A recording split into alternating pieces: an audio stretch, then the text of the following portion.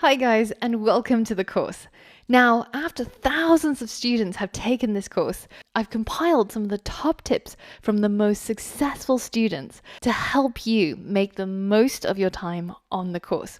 So I know what I do with instruction manuals when I receive them, but this is not it, because I want to share with you some of the most useful tips that will help you learn to code and get the most out of the course. So first tip is, as you go from lesson to lesson in the course, you'll find that each of the lessons should take about 10 minutes long. And this is something that we intentionally designed for the course.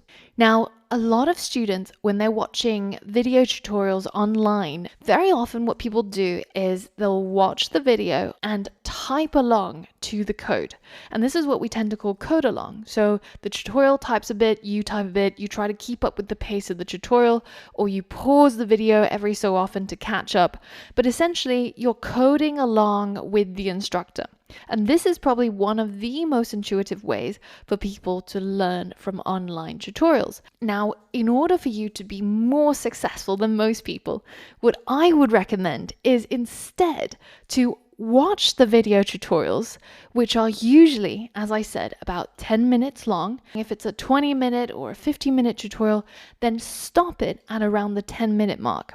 And while you're watching it, instead of spending time trying to frantically type out the code, I want you instead to just try and understand what's going on, why the code is being written, and understand the purpose of the code rather than trying to type along at the same pace. Now, once you've understood what those 10 minutes are about, what the tutorial is trying to teach you, then to go to your computer and type out the code and try to replicate what happened in the 10 minutes. Now, the reason why this helps people learn so much better is because instead of just copying code by rote, which doesn't teach you anything, instead it forces you to really understand what's going on and absorb the content, and then test yourself afterwards to see if you really understood. So this is my number one top tip.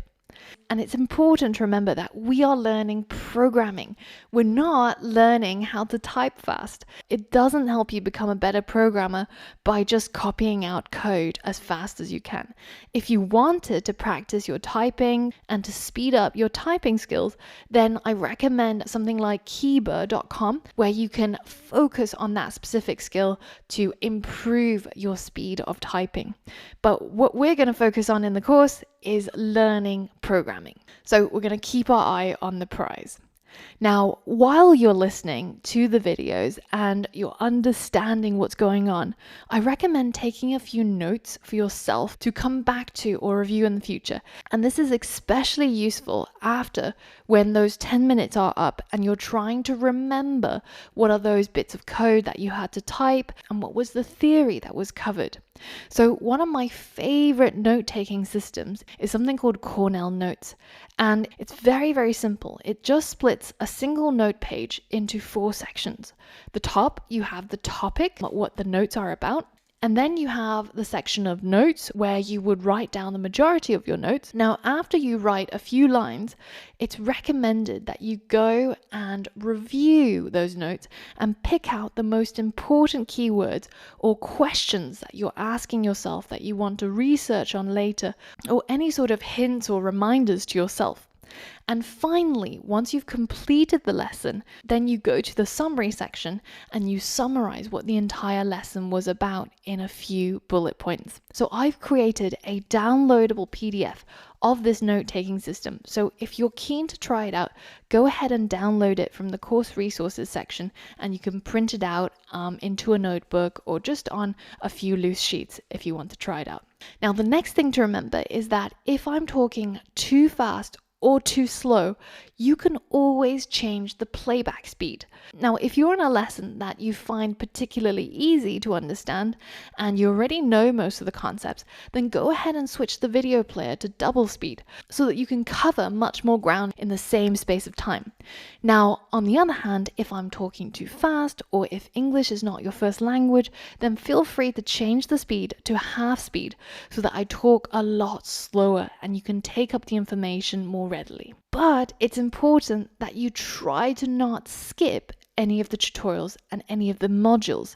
And the reason is because the curriculum was carefully designed so that it would be a smooth sloping ramp, so that you start out at the beginning and you slowly make your way through more and more difficult concepts. Now, if you skip a couple of modules, then it makes it really, really hard for you to catch up and to understand what's going on, which is the most important thing. However, some of the videos I will label with optional or skippable, and in that case, feel free to skip those lessons if they don't interest you. Now, the next thing to remember is that if you find at any point the tutorials become harder, and they inevitably will be, they're designed to get harder and harder. But if you find that it's a little bit too difficult, then I recommend just bookmarking it, making a note of which module you really struggled with, and trying to use that method of watching the videos for 10 minutes, reviewing what has been taught, trying to replicate the code yourself. But if you're still stuck and you really don't understand what's going on, then that might be something that you have to come back to. So I find that usually with programming concepts, it helps to try it out, read around the topic, and then come back to it after a week or so. And very often what was very, very difficult first time you come across it, after you've done it a few times, after you've researched around the topic, and then you come back to it, it becomes a lot easier. So remember to mark things for review that you don't understand. Now, recently I went to learn windsurfing in Mykonos, and it's a skill that I've never had before. It's something that I found incredibly challenging, and I fell on my face during the entire lesson pretty much. And it hurt a lot. I got battered and bruised, and my ego got bruised a lot as well. But this is exactly what it's like when you try to learn a new skill. So it's important that you persevere and continue to put in the hours to practice and to try again, because you can learn something very superficially just by watching a video or trying it for a few hours. But in order to master a skill, the most important thing is practice. Now, the final thing is that I will say it now, you will get stuck at some point, because everybody does. And in fact, I wish that Hollywood would stop making movies where programmers are just typing away like some sort of frenzied hacker person. Because most of the programmers I know who actually do this as a job, they spend probably 90% of their time just staring at the screen, trying to figure out what is wrong, why is it not working. So getting stuck is very much a universal part of programming, something that you have to come to even love and enjoy. So when you do find yourself stuck, I want you to imagine that you're already a fully fledged developer working a job where somebody's paying you to do this for them, because you're the professional. So I want you to use the tools that professional programmers use when they get stuck, and that is Google and Stack Overflow.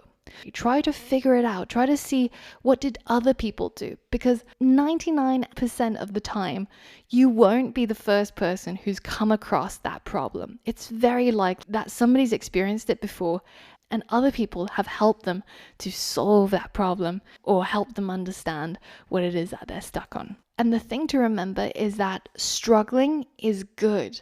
In that moment when you finally spot that typo or finally figure out why it is that your code isn't working and you fix it, that is one of the best feelings in the world. So struggle is good. And it really is through the struggles that you actually improve and level up your skills. So I'm so excited to be on this journey with you, and I look forward to all of your success in the future.